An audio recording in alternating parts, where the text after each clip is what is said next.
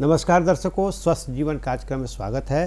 दर्शकों, जैसा कि आप देख रहे हैं कि अभी गर्मी का मौसम है और आप जिधर भी जा रहे हैं उस समय स्वास्थ्य संबंधी परेशानी का खतरा रहता है। तो आज हम लोग बातचीत करेंगे गर्मी के दिनों में होने वाली बीमारी, कारण, लक्षण और इसका क्या निदान हो सकता है। इस पर बातचीत करने के लिए हमारे स्टूडियो में मौजूद हैं मेडिसिन विशेषज्ञ और सदर अस्पताल मेडिसिन विभाग के डॉक्टर विभास कुमार जी। डॉक्टर साहब, आपका स्वागत है। नमस्कार। सबसे पहले हम चाहेंगे डॉक्टर साहब, हमारे दर्शकों को आप बताएं कि गर्मी की जो मौसम है इसमें मुख्य रूप से कौन कौन सी बीमारी हो सकती है। जो गर्मी का मौसम है, जैसे जैसे तापमान बढ़ता है तो सबसे महत्वपूर्ण तो है तापमान बढ़ने के चलते जो हीट रिलेटेड इलनेसेज है, जैसे कि जिसको कॉमन भाषा में हम लोग लू लगना बोलते हैं। ये एक सबसे कॉमन बीमारी है और सबसे ज़्यादा लोग इससे असर होते हैं। इसके बाद है कि डायरियल डिजीजेस बढ़ जाती हैं, काहे कि इन्फेक्शन का चांसेस बढ़ जाता है। इसके बाद है कि अगर फूड पॉइजनिंग जिसको बोलते हैं कि संक्रमित खाना खाना कुछ ऐसा जो कि स्वच्छ नहीं है, शुद्ध नहीं है, ऐसा खाने से हम लोग को परेशानी होती है, फूड पॉइजनिंग जिसको बोलते हैं। इसके बाद की बीमारियां हैं कि जैसे अगर पानी संक्रमित है तो हेपेटाइटिस हो सकता है हम लोग में, जिसमें कि हेपेटाइटिस ए ई है, जिसमें पीलिया के लक्षण आते हैं, जॉन्डिस जो बोलते हैं कॉमन लैंग्वेज में, ये हो सकता है।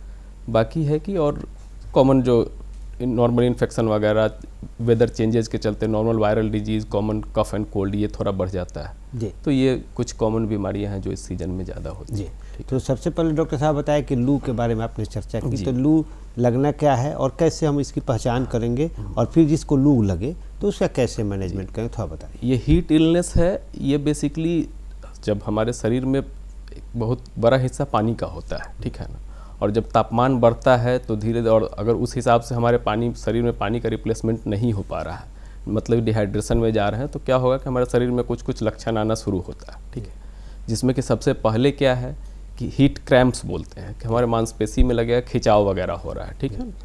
तो हम लोग को उस समय देखना है कि नहीं मांसपेशी, तो तुरंत उस आदमी को जाके रेस्ट लेना चाहिए, साइड में जाके थोड़ा पानी वानी पिए, थोड़ा सा रिलैक्स हो जाए, 2-4 घंटा रेस्ट करे, फर्दर उस समय कोई काम पे ना जाए तो फिर नॉर्मल हो जाएगा। लेकिन अगर इस स्टेज में वो नहीं रुकता है और आगे, तो उसके बाद है कि हीट स्ट्रोक के बाद होता है हीट सिनकोप हो सकता है।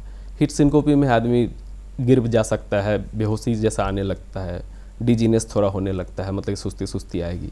इसके बाद भी अगर नहीं रोका जाए और मतलब आगे परेशानी बढ़ते जाता है तो हीट एग्जॉशन का है स्टेज। इसके बाद का स्टेज है कि हीट स्ट्रोक जो बोलते हैं, जिसमें कि अचानक से शरीर का तापमान बहुत बढ़ जाता है, और तापमान जब इतना ज़्यादा बढ़ जाता है कभी कभी कि 104, 5, 6 ऐसे जाना लगता है, तो वो केस जानलेवा हो जाता है। बेसिकली 30-40% उस केस में मोर्टेलिटी होने की संभावना होती है, ठीक है। तो उस केस में तो हम लोग को इमीडिएट रिक्वायरमेंट है कि पेशेंट को जल्दी से ठंडा करना है पहले, मतलब cool first then transport to hospital, ठीक है ना। उस केस में फिर पानी से ठंडा कीजिए, उनका कपड़ा पंखा झलिए, और साथ साथ उनको जल्दी से जल्दी हॉस्पिटल ले जाने की व्यवस्था कीजिए। बाकी जो शुरुआत के स्टेजेस हैं उनको आप हम लोग अच्छा सा हाइड्रेशन दे के, थोड़ा शांत रेस्ट करवा के हम लोग मैनेज कर सकते हैं।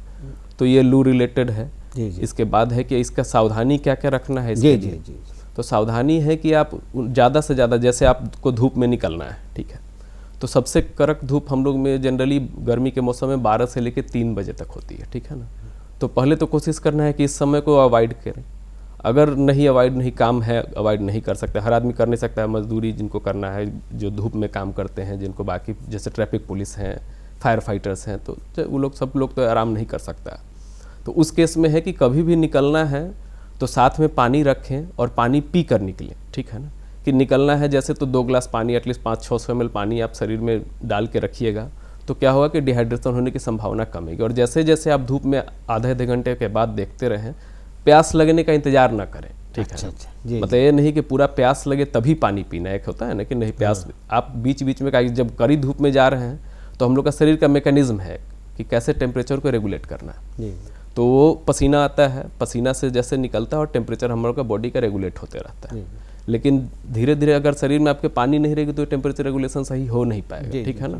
तो इसलिए हाइड्रेट अगर आप अच्छे से रहिएगा तो फिर आपको तकलीफ नहीं होगी। तो इसलिए जब भी निकले बाहर तो पानी साथ में लेके जाए, पानी पहले से पी के जाए कुछ, और खाने में भी जितना तरल ये सब थोड़ा बढ़ा लें। जी। तो ये करने से लू लगने की संभावना थोड़ा कम रहेगी। जी। और है सर कि अगर लग गया तो फिर कैसे उसको हम लोग अगर मैनेज करेंगे। हाँ, इसमें है कि शुरुआती स्टेजेस, जितना स्टेजेस मैंने बताया कि हीट क्रैम्प्स होता है तो मांसपेशी में खिंचाव तनाव आया, अगर इस समय ही आप सावधान हो गए लोग के दिमाग में पता होना चाहिए कि हमको रेस्ट में चले जाना है, ठीक है ना, कि आराम में चले जाइए, आप थोड़ा सा साइड हो जाइए, धूप से हट जाइए, ठंडी जगह में छाँव वाली जगह पे जाइए, पानी वानी पिलवाइए। जो भी खास करके इसमें है कि जो आसपास के लोग हैं उनको वो ज़्यादा नोटिस कर सकते हैं कि कोई आदमी अगर सुस्त पड़ रहा है, कुछ हो रहा है, तो तुरंत उसको एडवाइस देना है कि नहीं आप साइड में जाइए, थोड़ा पानी वानी पियेंगे, रेस्ट करेंगे, थोड़ा हवा अगर स्टेबलाइज हो गया कोई दिक्कत नहीं, तो अगला स्टेज में जाएंगे नहीं वो।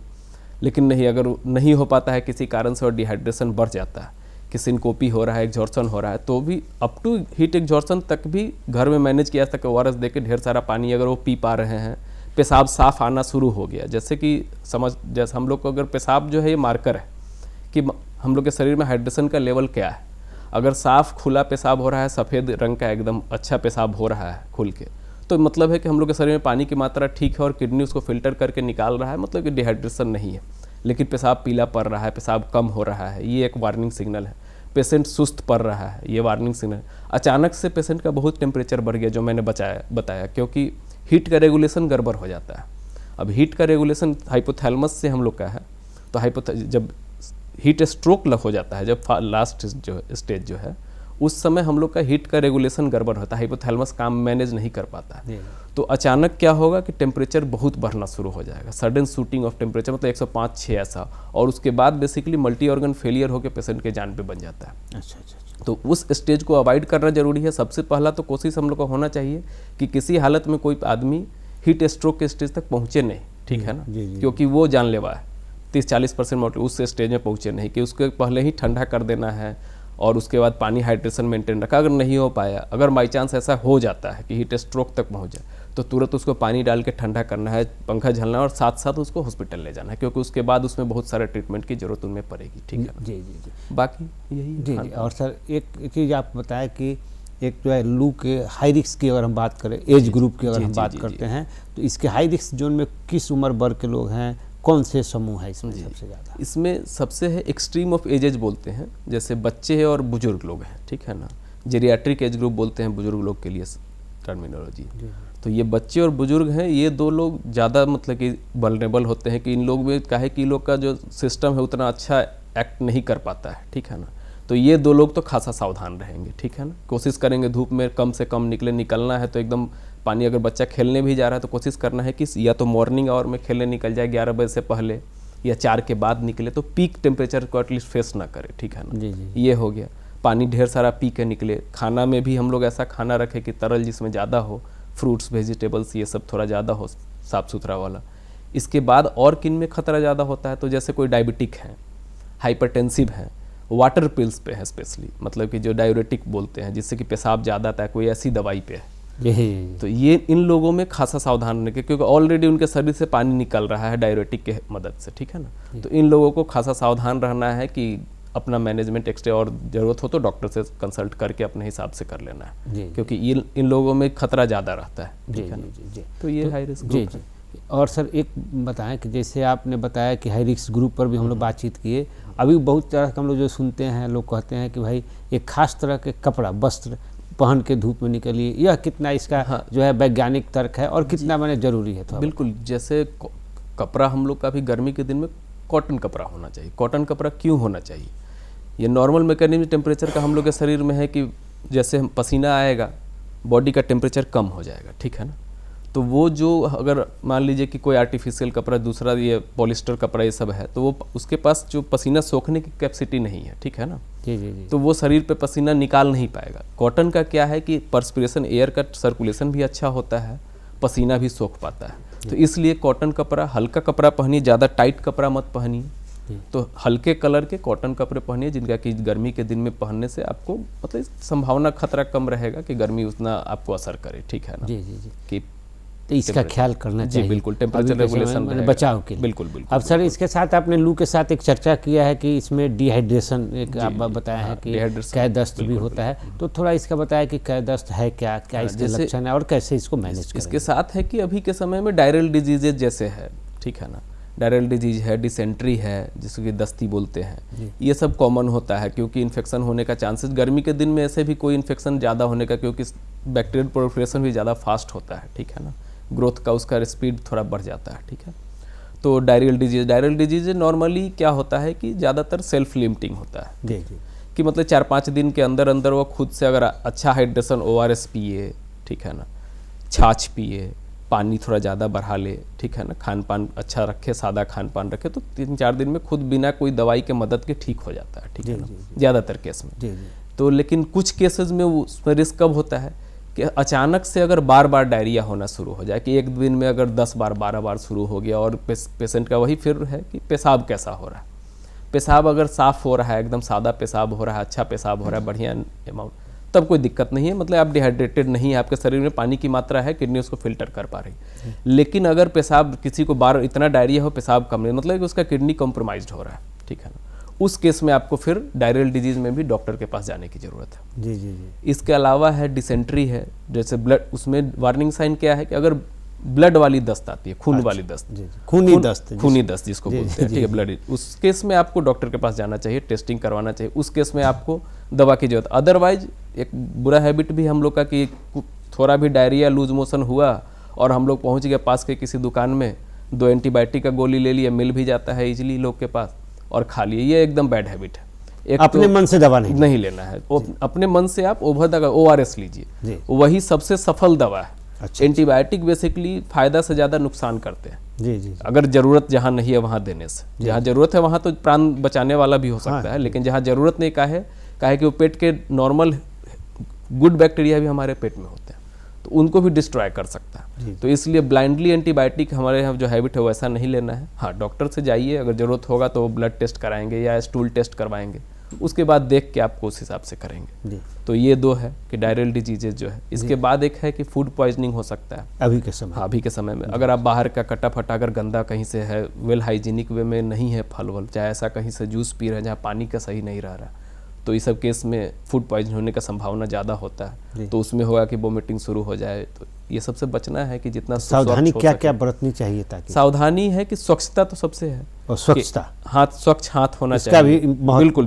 है, दोनों, खास करके दो की बात करें, डायरिया, डिसेंट्री और फूड पॉइजनिंग, तो स्वच्छता सबसे ज़्यादा है इसमें जरूरी है कि जैसे स्वच्छ हाथ होना चाहिए, स्वच्छ शरीर होना चाहिए। अब स्वच्छ शरीर कैसे रखेंगे, तो जैसे नहाने का है, तो नहाने का फायदा सिर्फ इसी में नहीं है, दूसरा है कि टेम्परेचर रेगुलेशन भी कर देगा वो। अगर हम दिन में 2 बार नहा लें कोई बुराई नहीं है, ठीक है ना, कि हमारे बॉडी का टेम्परेचर जो है वो नॉर्मल कर देगा एटलीस्ट, ठीक है ना, स्वच्छता भी आ जाएगी और लू लगने से भी फायदा हो जाएगा कि बॉडी का टेम्परेचर नॉर्मल। तो स्वच्छ शरीर हो गया, स्वच्छ हाथ हो गया, स्वच्छ भोजन हो अगर रहेगा, साफ सुथरा अगर खाना खाएंगे तो फूड पॉइजनिंग वगैरह नहीं होगी, ठीक है ना, ये हो गया, इतना है। स्वच्छ पानी हो जाएगा, तो जैसे हम लोग बोल रहे हैं कि हेपेटाइटिस बी ई है, ए और ई, ये दोनों स्पेशली वाटर रिलेटेड होती है, और ये गंदा पानी पीने से होता है। तो स्वच्छ पानी अगर पिएंगे तो ये जैसे पीलिया जो कॉमन होता है, ढेर सारा पीलिया का लक्षण होता है, बहुत सारे हेपेटाइटिस सी का ढेरों केस मिलने लगता है, एक्यूट भी हो जाता है कभी कभी, तो ये सब प्रिवेंट किया जा सकता है।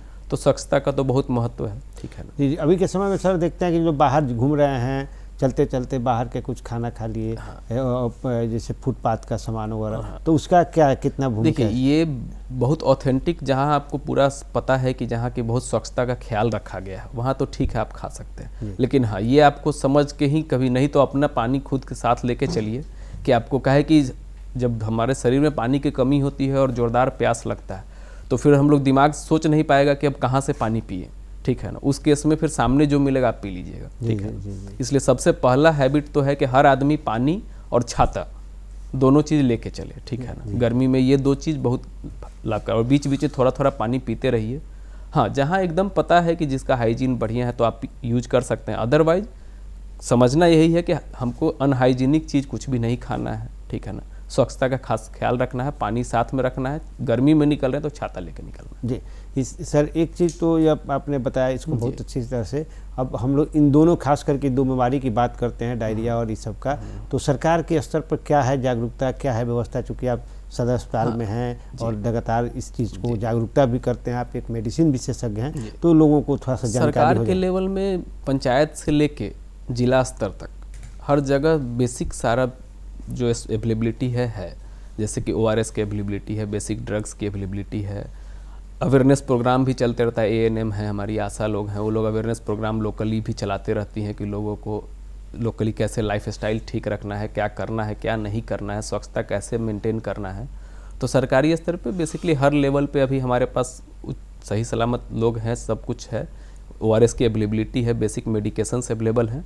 हाँ, सही समय पे आपको सही जगह पहुंच जाना है कि अगर तकलीफ हो, पहले फर्स्ट बेसिक प्रायोरिटी जो है कि घर में क्या किया जा सकता है ये समझ लेना है, कब तक ORS पी के चलाना है। जब डिहाइड्रेशन का फीचर्स बढ़ेगा तो फिर हम लोग को हेल्थ सिस्टम के कांटेक्ट में आना है, जो आपके आसपास। स्टार्टिंग में जैसे आप ORS या नमक चीनी, हाँ, शुरुआत में ORS या नमक चीनी का घोल, अगर ORS मिल जाए तो बहुत अच्छा है क्योंकि वो ज़्यादा ऑर्गेनाइज होता है। नहीं तो नमक, आधा लीटर पानी में 4 चम्मच चीनी, आधा चम्मच नमक मिला के आप उस तरह से घोल बना सकते हैं। लेकिन ORS अभी हर जगह अवेलेबल है, तो कोशिश कीजिए क्या कि उससे ना मात्रा बहुत परफेक्ट होती है, तो वो शरीर का जो इलेक्ट्रोलाइट बैलेंस है ज़्यादा अच्छा करेक्ट करता है। जी जी। एक सर अभी आप बता रहे थे कुछ बुखार उखार के बारे में भी कि इस समय में जो जिस तरह से तापमान होता है, हाँ, तो हाँ, ये क्या होता है और क्या? ये तो है कि जब हीट स्ट्रोक के समय होता है, ठीक है ना, कि अगर आपका सडन हीट स्ट्रोक अगर तक पहुंच गया और तो टेम्परेचर रेगुलेशन हम लोग का गड़बड़ हो जाता है, ठीक है ना, और उस केस में बहुत हाई ग्रेड फीवर आने लगता है, ठीक है। और बहुत हाई ग्रेड फीवर आएगा तो उस केस में आपको देखना है कि नहीं अब क्या किया जाए, तो उसमें तुरंत ठंडा करना है, पानी से, बर्फ से जैसे हो, और उस साथ साथ पेशेंट को कैरी करना है हॉस्पिटल की तरफ, ठीक है ना। क्या है कि उस समय फिर उसके बाद अच्छा खासा मैनेजमेंट लगेगा उनका, ठीक है ना। अदरवाइज है कि बाकी बुखार तो नॉर्मल अभी के समय जैसे टाइफाइड फीवर हो सकता है। टाइफाइड फीवर का क्या है कि वो भी एक तरह का बेसिकली फिर घुमा के है कि पानी की स्वच्छता के भी डिपेंड है, ठीक है ना, वाटर रिलेटेड डिजीज़ है। उसमें कैसा बुखार आता है तो स्टेप लैडर पायरेक्सिया बोलते हैं, मतलब सिर धीरे धीरे धीरे धीरे बुखार बढ़ता जाएगा, ठीक है। जी। और वो एक समय धीरे धीरे बढ़ के बहुत ज़्यादा बुखार के साथ कॉन्स्टिपेशन हो सकता है, पेट में दर्द हो सकता है, शरीर में रैसेज आ सकते हैं जो लाल चकत्ते बोलते हैं वो हो सकता है। उस पेशेंट में इंजेक्टेबल दवा उसको अगर लंबा तो लग सकता है, ठीक है। तो उसमें फिर टेस्टिंग करवाना होगा, बुखार 3-4 दिन से ज़्यादा खींच रहा है तो फिर पास में जो आपके हेल्थ सिस्टम है जहाँ भी, वहाँ जाइए, अपना डॉक्टर से जांच करवाइए, टेस्टिंग करवाइए। अगर टाइफाइड आता है तो कुछ दवा फिर आपको लंबा एंटीबायोटिक कोर्स चलाना पड़ेगा उसके लिए, ठीक है। अभी सर एक जैसे अभी गर्मी का तो हमारा पीक चलिए रहा है और भी होगा ही, चूँकि जो रफ्तार है, बीच बीच में हम लोग देखते हैं कि कभी कभी अचानक मौसम थोड़ा हल्का टर्न लिया और कभी कभी हल्की बूंदाबांदी वगैरह भी नॉर्मल भी हो रहा है। तो इसमें आप बता रहे थे कि इस तरह का जब होगा चेंज थोड़ा सा बीच बाच में, तो इसमें सर्दी खांसी जुकाम भी होता है। तो थोड़ा सा इसको बताया कि कैसे हम पहचानें, कैसे सतर्क रहें और कितना यह घातक है, किस तरह? देखिए, शरीर के लिए सडन चेंज ऑफ टेम्परेचर थोड़ा परेशानी करता है। जैसे हम लोग एक्लिमेटाइजेशन एक चीज़ बोला जाता है कि ग्रेजुअली किसी चीज़ से, तो जब अचानक से टेम्परेचर का बदलाव होता है तो ये है। तो पहला तो है कि अभी के समय में हम लोग, एक तो कोविड का भी मौसम चल रहा है, ठीक है ना, हो ही रहा है, तो मास्क का इस्तेमाल कीजिए, ठीक है ना। धूल वगैरह से भी बचाएगा आपको, तो एलर्जिक रिस्पॉन्स भी कम आएंगे, ठीक है ना। सडन चेंज ऑफ टेम्परेचर नहीं, जैसे कि एसी से निकल के अचानक से आप नॉन एसी गर्मी में मत निकल जाए। अगर निकलना है तो पहले एसी को थोड़ा देर बंद कर दीजिए, ठीक है ना, धीरे से। अगर मान लिया अचानक से अब गाड़ी में, आपका गाड़ी बाहर लगा हुआ है, ठीक है ना, कार बंद है अगर उसमें, तो उस केस में क्या होगा कि बंद होने पर उसका टेम्परेचर बहुत बढ़ जाता है। तो थोड़ा देर उसकी खिड़कियाँ खोल के जब नॉर्मल टेम्परेचर थोड़ा सा साइड में आ जाए तो उसमें फिर जाइए आप। तो सडन अचानक से जो तापमान में बदलाव है उससे बचने की कोशिश करना है, इतना बचिए। और खाना अच्छा खाना है उसके बाद, कि जिससे कि आपका इम्यूनिटी बना रहे, कि कोई इन्फेक्शन, जैसे अच्छा खान पान, जब विटामिन सी का, सारा विटामिन मिनरल्स का खाना में अच्छा अवेलेबिलिटी होगा तो इन्फेक्शन होने का चांसेस कम रहेगा, ठीक है। इससे सर्दी खांसी जो जुकाम है इसमें, या इससे इसके कैसे हम लोग पहचानेंगे, क्योंकि कॉमन है तो ऐसे छींक आते रहते हैं, कॉमन कोल्ड तो कैसे पहचान करेंगे कि अगर है, और फिर उसके लिए क्या मैनेजमेंट हो? कॉमन कोल्ड के लिए कुछ नहीं है, ये तो वायरल डिजीज़ है एक तरह का, और ये सेल्फ लिमिटिंग होता है। ये जनरली घरेलू नुस्खे से ठीक हो जाएगा। हाँ, अगर किसी का 4-5 दिन से ज़्यादा रह जाता है, बुखार बहुत ज़्यादा हाई ग्रेड आ रहा है, या हो रहा है कि नहीं इतना सांस का तकलीफ़ हो रहा है, या सुस्ती आ रहा है, उस केस में ही आपको है कि आपको ऊपर वाले हायर सेंटर में जाने की ज़रूरत है। अदरवाइज आप ओवर द काउंटर पैरासीटामोल वगैरह लेके आप बुखार को मैनेज कर सकते हैं और घरेलू नुस्खा से अपने ठीक कर सकते हैं। हाँ, अगर सांस का तकलीफ़ हो, बुखार लंबा खिंच रहा हो, या बहुत ज़्यादा वीकनेस, एक्सट्रीम कमजोरी हो रही हो, या शरीर में पानी की कमी के कोई लक्षण दिख रहे हो, तब आप फिर आसपास के जो हेल्थ सेटअप है आपके पास, वहाँ जा सकते हैं। अभी सर जिस तरह का मौसम चल रहा है, इसमें कुछ मच्छर जनित भी बीमारियां हम लोग को देखने को मिलती है, तो वह कौन कौन चीज़ है? तो गर्मी है तो इसका भी धीरे प्रभाव रहता है। मच्छरों का जब प्रकोप बढ़ेगा, ठीक है ना, तो सबसे पहले तो मलेरिया, इधर मलेरिया की हो सकती है। तो वो एक है कि पानी, अभी वो ज़्यादा जब मानसून सीजन स्टार्ट होता है तो उस समय और बढ़ता है, जबकि वाटर हर जगह इधर उधर डिपोजिशन होगा और फिर मॉस्किटो ब्रीडिंग ज़्यादा बढ़ता है, जैसे कि मॉस्किटो है रिलेटेड, ये मलेरिया हो गया, ये डेंगू हो गया, ठीक है ना, बाकी चिकनगुनिया भी सब भी है, लेकिन हम लोग के यहाँ कॉमन ये मलेरिया और डेंगू होता है ज़्यादा। तो ये दो है। तो उसके लिए भी फिर वही है कि कहीं पानी जमा नहीं, कहीं आसपास देखना है कोई टायर नहीं है, कोई डब्बा नहीं है, कोई ऐसा पानी जमा तो नहीं हो रहा है जिस जगह कि मच्छर पनपने का जगह तो नहीं क्रिएट हो रहा है, सफाई सुथरा रखना है, तो उससे मच्छर नहीं पनपेंगे तो मच्छर जनित बीमारियाँ कम होंगी। जी सर, मलेरिया का जो है और कॉमन बुखार और मलेरिया, ये तो दो चीज़ है। हाँ। तो इसमें अंतर क्या है? बेसिक मलेरिया आम आदमी को एक जानना हाँ, चाहिए, चूँकि हमारे दर्शक हाँ, अगर हाँ, जानेंगे तो हाँ, जाहिर सी डिफरेंसेस दोनों में होगा। जी, मलेरिया क्या है कि उसका जनरली 24 घंटे के अंतराल पे या 36 घंटे के अंतराल पे कुछ ऐसा फीवर आता है, ठीक है ना, और अचानक से चिल्स एंड राइगर के साथ बोलते हैं फीवर आना, ठीक है ना, मतलब जोरदार कपकहाहट आएगा आपके शरीर में, पूरा लगेगा, अचानक से बुखार आएगा, 1-1.5 घंटा बुखार रहेगा, फिर बुखार चला जाएगा, पीरियोडिक फीवर आ रहा है ऐसा, ठीक है ना, वैसा आ रहा है और धीरे धीरे धीरे बढ़ता जाएगा।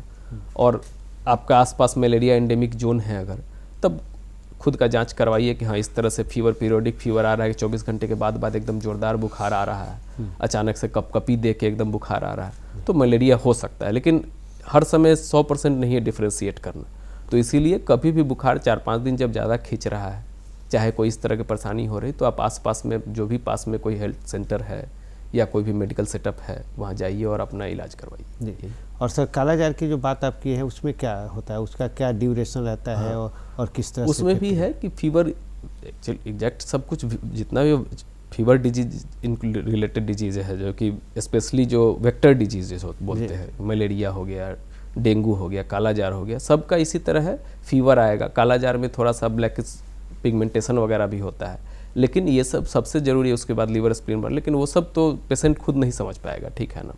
तो उसमें यही है बचाव में कि जब फीवर बुखार 4-5 दिन से ज़्यादा अगर परसिस्ट कर रहा है तो आपको पास में अपने स्पेशलिस्ट के पास जाना है और उनके कंसल्टेशन से ही आगे जाना है, सेल्फ मेडिकेशन पे नहीं रुकना है, ठीक है। वह घातक हो सकता है। हाँ, सेल्फ मेडिकेशन हमेशा घातक है, जो कि आसपास से 2 दिन हुआ, ये जनरली जो बता ही चुके हैं कि एंटीबायोटिक मिसयूज से बेसिकली एक तो सबसे बड़ा एंटीबायोटिक रेजिस्टेंस। अच्छा, अभी के समय ऐसा हो गया है कि एंटीबायोटिक काम नहीं कर रहे हैं, ऐसा भी हो मिसयूज। हाँ, बोल रहा है कि हम लोग अगर इसी तरह एंटीबायोटिक अगर मिसयूज किए तो प्री एंटीबायोटिक एरा में पहुंच जाएंगे। अच्छा। मतलब कि जो एंटीबायोटिक आने से पहले जो कंडीशन था। अच्छा। तो इसलिए कोशिश करना है कि सेल्फ मेडिकेशन नहीं करना है। अच्छा, ठीक है ना, चाहे इवन अवेलेबल हो एंटीबायोटिक हमारे आसपास जो भी मिल जाता है, बहुत जगह ओवर द काउंटर मिलना नहीं चाहिए, तो कोशिश करना है कि इससे बचाव करें कि जितना कम, जब एंटीबायोटिक हम किसी स्पेशलिस्ट डॉक्टर से, मतलब डॉक्टर के सलाह से ही लेंगे, बिना डॉक्टर के सलाह के एंटीबायोटिक्स वगैरह नहीं लेंगे।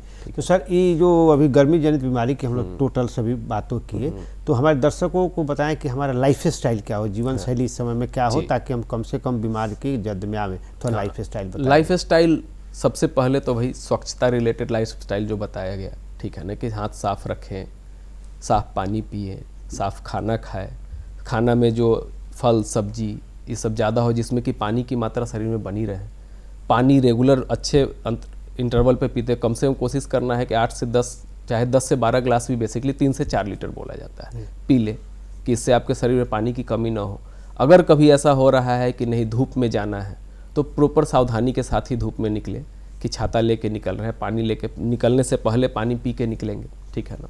ये हो गया कि निकल रहे हैं तो हम पहले 2 गिलास पानी पी के निकले, फिर अगर देख रहे हैं कि नहीं बहुत पसीने आ रहे हैं, ठीक, तो बीच बीच में 1-1 गिलास पानी थोड़ा थोड़ा बोतल से पीते रहे, ठीक है ना। तो इससे हम लोग के शरीर में हो गया, तो स्वच्छता रिलेटेड हो गया ये चीज़। दूसरा है कि वो जो कपड़े पहनने का हमने बताया कि कॉटन कपड़े पहने, जिसमें कि खुला हल्का कपड़ा हो, ढीला कपड़ा हो, वो हो गया।